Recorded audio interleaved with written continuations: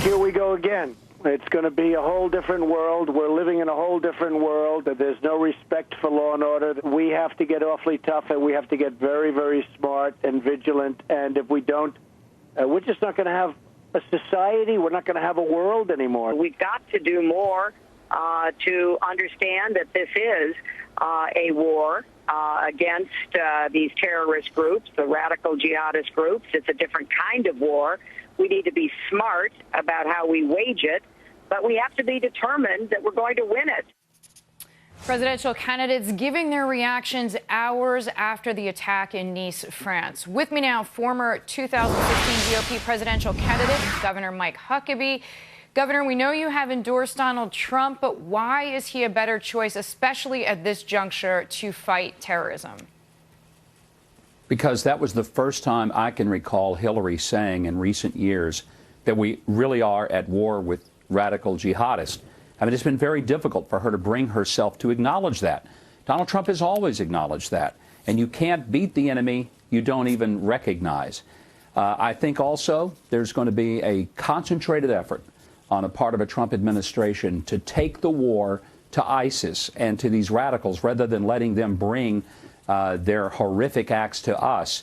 And one of the things that has to happen is take it straight to them, destroy them, root them out, and be merciless when it comes to dealing with them. All right, speaking of being merciless, Turkey's President Erdogan is saying that those responsible for this coup will be dealt with. He is actually encouraging people to go out on the streets. And I'll just remind you, a few moments ago via state TV, the group, the military who have engineered this coup, imposed a curfew on the citizens. I also just want to bring you, Governor Huckabee, President Erdogan's comment that this coup has been engineered by a minority in the military. So obviously this is a developing situation. But in this broader fight on terrorism, what are the next best steps?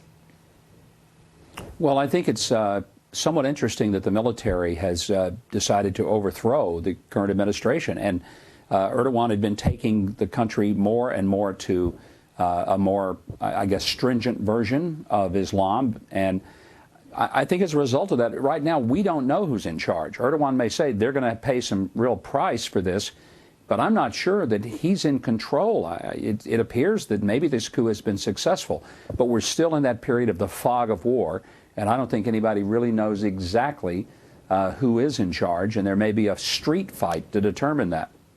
Governor Huckabee, thank you as always. We are going to bring you, viewers, in just a few minutes more on the developing situation in Turkey. As a reminder, President Erdogan saying, in fact, that this coup has been engineered by a minority, a parallel structure, that was the direct translation, and is encouraging citizens to go out in the street. We're back in just 2 minutes.